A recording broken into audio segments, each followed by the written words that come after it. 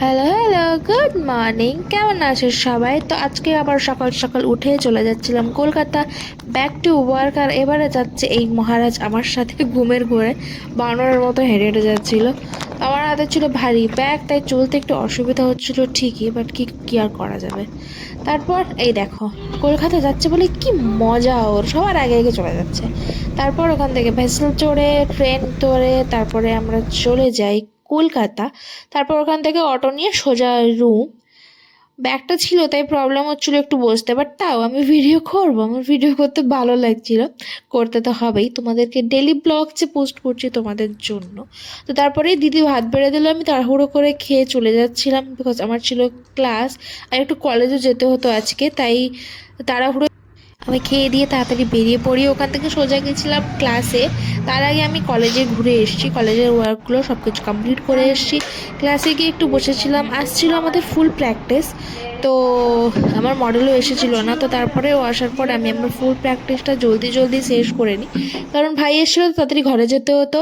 তারপরে ঘরে গিয়ে তিনজন মিলে বেরিয়েছিলাম ওই সামনেই কাছে পিঠে কোথাও একটা ঘুরে আসবো বলে, কারণ ও কলকাতায় এসে তো ওকে তো ঘোরাতেই হবে। তারপরে আমরা ডিসাইড করি আমরা অ্যাক্রোপলিসে একটু ঘুরে আসবো, কারণ ক্রিসমাস তো সব জায়গায় এখন ডেকোরেশন হয়ে আছে, তো ভালোই লাগে।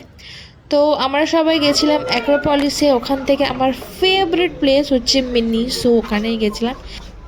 এই মেয়েটাকে দেখো, মিরর দেখলো মানেই ওর ছবি তোলা লাগে। তারপরে আমরা একটু ওই টেডিগুলোর ঘাটাঘাটি করছিলাম, মিনুর সাথে না অনেক ভালো ভালো কালেকশন এসছে, তো ওগুলোই দেখছিলাম দাঁড়িয়ে দাঁড়িয়ে। এই দেখো, একটা ব্রেডের কার্টুনকে নিয়ে কীরকম হচ্ছিল, মানে ওই জায়গাটা গেলে বাচ্চার মতো হয়। তারপরে আমি একটা দেখেছিলাম স্পঞ্জ বস, তো ওকে নিয়ে একটু খেলাধুলো করছিলাম। তারপরে দিদিকে বললাম এনে দিতে, বাট ও আমাকে এনে দিল না। তারপর আমরা সবাই ওখান থেকে বেরিয়ে চলে যাই অন্য জায়গায়। খিদে পেয়েছিলো তো একটু খাওয়া দাওয়া করতাম, উপরে না অনেকটা ভিড় ছিল, তাই ওখানে কিছু খাইনি, বাইরে এসেই খাচ্ছিলাম।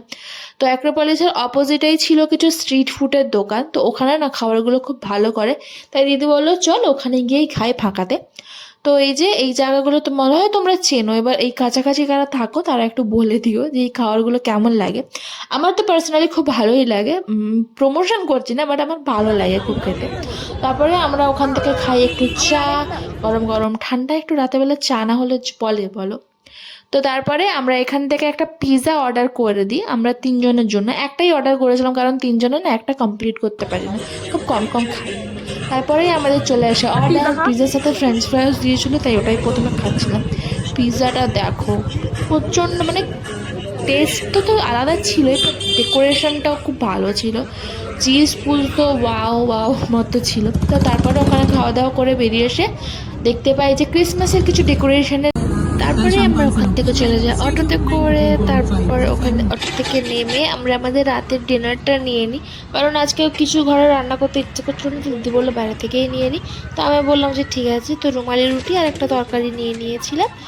দেখো কি স্পিডি করছে এরা, আর আমরা ঘরে এত তাড়াতাড়ি করতেই পারি না, কিভাবে করে এরা, ট্রেনিং দিতে হবে।